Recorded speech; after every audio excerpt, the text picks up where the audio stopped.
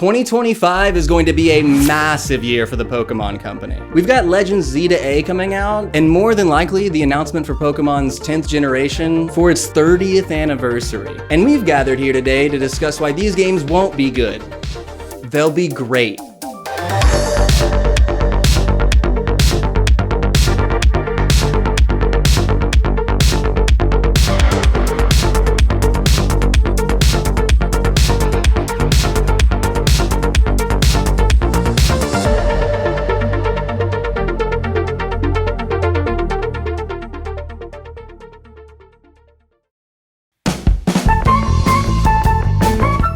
There are a lot of reasons that indicate why these games will be a cut above what we normally get from the Pokemon Company. Because the position that the company finds itself in is a rather precarious one. If you were to ask the average Pokemon fan about the state of the games in 2024, they would probably say mostly positive things, and maybe a couple negative things here and there if you gave them truth serum. But if you were just to ask the average gamer about the state of Pokemon games in 2024, they might sound a little bit like this. Those games are They're too linear, they're unfinished, and the story stinks. And I secretly play them all the time. And you know what? They're right. Because even for how much I love Pokemon games, I can't deny this. And the biggest reason for this issue, I think we can all agree, is Pokemon's crammed timeline. Year after year, we're getting a new release. And while I love this as a Pokemon fan, does part of me wish that they would just take their time for a release or two and release a finished game? Yeah. I can't deny that either. In 2019, we got Sword and Shield. In 2020, we got the DLCs. In 2021, we got Brilliant Diamond and Shining Pearl. And in 2022, we got Legends Arceus and Scarlet and Violet. And in 2023 and 24, we got...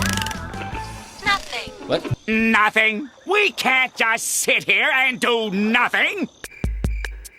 Every new Pokemon game's release is directly influenced by and has to line up with a new season in the anime, new plushes, maybe a new Pokemon, new gaming controllers. But ladies and gentlemen, I'm happy to report that the newest installment in the mainline games will not be plagued by these issues. Because when Scarlet and Violet came out, it was accompanied by a brand new, very charming new television series in Pokemon Horizons. And this is a series with an entirely new region, new Pokemon, and new main characters. And in a lot of ways, it completely reset the general Pokemon timeline. You see, starting a new animated series from scratch is naturally going to take more time to write, animate, produce, and just prepare for a global audience. Not only are you going to want to give your audience time to get to know and digest these new characters, but you've also got a new open world game and a globally expanding competitive scene. So yeah, safe to say it wouldn't be very smart to rush out any new games. And on Pokemon Day of 2024, the Pocket Monster Company all but confirmed this theory, with the ending of the annual Pokemon News update gifting us the very first trailer for the second installment in the Legends series, Legends Z to A. And the best news from the teaser wasn't this. The best news was that this game won't be releasing until 2025, hopefully giving time for your development team to finish Legends Z to A, and also giving time for your audience to get to know the new characters in your new animated series. Now, you might be thinking that the Pokemon Company did this because Ash has been the main protagonist for the series for 25 years and a change needs to be made. And that's all good and true, but I think a much bigger reason to start a new show and possibly reset the timeline for the series in the 9th generation is because the Pokemon Company is quickly approaching its 30th anniversary and will more than likely release its 10th generation that year. So yeah, I'd say those are games you don't want to rush. Not only that, but we've been given every indication that there will be a new Nintendo console on the horizon soon. I don't usually speculate on this channel, but this seems quite likely. And I would imagine that Pokemon does not want to butcher the first game on a new console, or possibly the last game on the old console. So we've got a new animated series,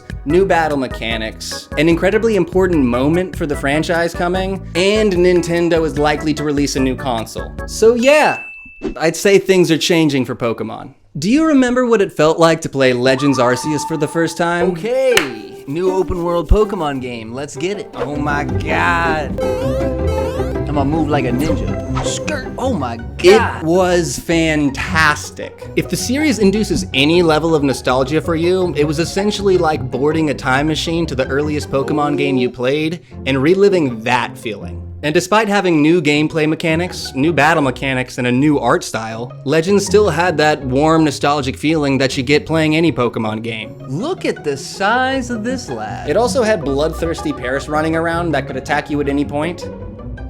That was new. But you're still catching and battling pocket monsters, and the story is complete trash, so those things check out. And because the game's map is relatively small compared to other games, Pokemon was able to fill it up and keep it mostly engaging, despite some screenshots you might see. This really felt like the refreshing change the franchise badly needed, and it really felt universally loved by all fans. So we've got what seems to be a universally loved, fresh take on the Pokemon series that, in my opinion, delivered on the open world, walking around and hucking Pokeballs at Pocket Monsters game that many of us have always dreamed of. Surely it sold, I don't know, 1 billion copies to go along with the positive critical reception. Yep.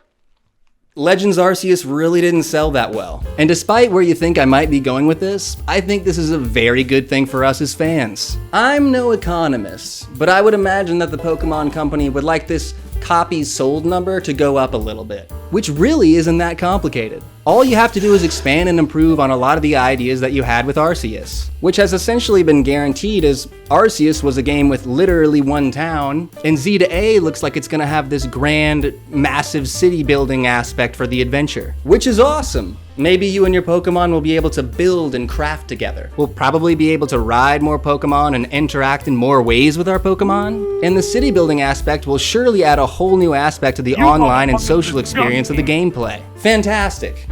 No one's made this game before. Right?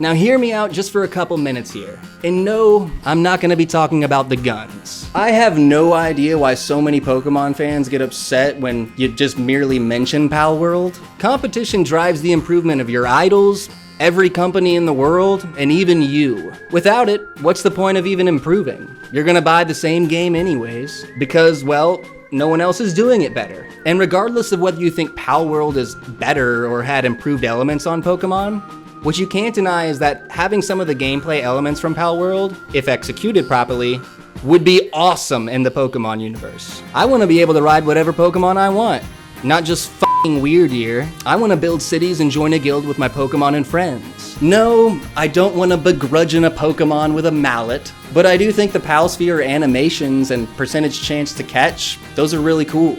And before you go down to the comments and tell me why I'm an idiot and Pal World is just a tiny blip on the Pokemon Company's radar, I'd like to remind you of this. While I care about your opinion on this matter, you know who doesn't? Yeah, the Pokemon Company. What the Pokemon Company cares about is this. And your eyes do not deceive you. Pal World sold over 10 million copies more than Legends Arceus, and even topped the sales of Scarlet and Violet combined. You're gonna look me in the eye and tell me that that doesn't matter? You're gonna look at me and you're gonna tell me that I'm wrong? And I don't want to hear about how Pal World is $25 and Pokemon games are $60, really 80 or 90. The fact that 10 million more people were interested in Pal World than Legends Arceus will absolutely get Pokemon's attention. I also do not care if Pal World stole design elements from Pokemon or not. If Pokemon is smart, the elements of Pal World that should send alarm bells going off for them aren't the copied designs. They're the gameplay elements that contributed to this game selling 10 million more copies than this game. Because make no mistake about it, the innovative gameplay aspects are why people continue to buy and play Pal World, not the gimmicky guns. And considering Z to A is gonna center around the redevelopment of a city, I would imagine we'll be seeing similar collaborative building elements in Z to A that we saw in Pal World. I think it's really obvious why the Pokemon Company can't afford to ignore competitors like Pal World. As larger gaming companies continue to release unfinished garbage that requires a paid DLC to improve, smaller competitors are gonna see an ever-growing market that is starving for something that offers a new experience and a finished product. And that should scare the shit out of Pokemon.